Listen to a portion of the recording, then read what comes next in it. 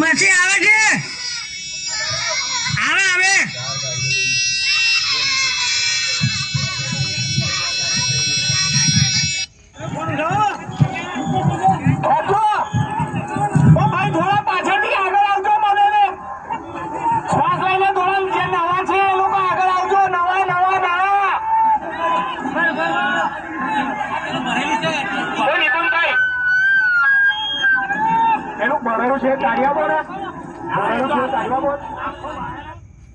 સૌરાષ્ટ્ર અને દક્ષિણ ગુજરાતને જોડતો એટલે પાદરા તાલુકાનો મુજપુર બ્રિજ, જે હાલ વહેલી સવારે ધરાશાયી થતા કેટલાક વાહનો નદીમાં ગરકાવ થયા છે, ત્યારે અત્યાર સુધીમાં 11 નિર્દોષ લોકોએ જીવ ગુમાવ્યો છે.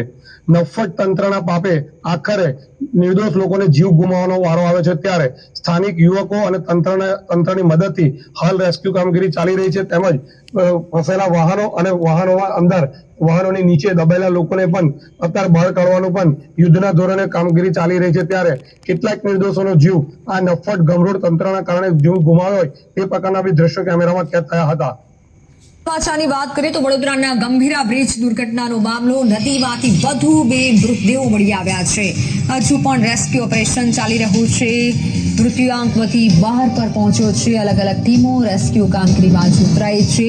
હજુ રેસ્ક્યુ થઈ રહ્યું છે અને વધુ 2 મૃતદેહો મળી આવ્યા છે. પરિવારમાં અત્યારે આક્રંત છે. સવારની છે દુર્ઘટના, સવારે લગભગ 7:30 આસપાસ આ દુર્ઘટના થઈ હતી અને ત્યારથી રેસ્ક્યુ કામગીરી ચાલી રહી છે.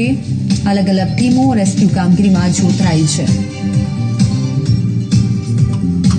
મોટી દુર્ઘટના મામલે આખરે છે તે હાલ ક્યાંક ને ક્યાંક હું સીધા દ્રશ્યો બતાવવાનો પ્રયત્ન કરીશ. હાલ 6 વાગી ચૂક્યા છે. વધુ એક મૃતદેહ છે તે હાલ બહાર લાવવામાં આવી રહ્યો છે. તમામ દ્રશ્યો છે જી 24 કલાક પર જોઈ શકો. કઠિન રહ્યું છે, ફક્ત ભારત દેશ મતે નહીં પરંતુ તમામ સંસાર મતે. મનુષ્ય એનું ભગ્યા એમ તો જાતે જ લાગતો હોય છે, પણ અમુક વસ્તુ મનુષ્યના હાથની બહાર પણ હોય છે.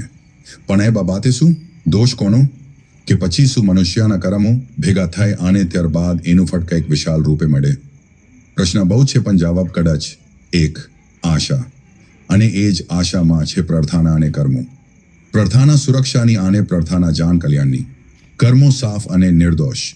વિજ્ઞો હવે દૂર થશે કારણ કે આગમન હવે મરું થશે.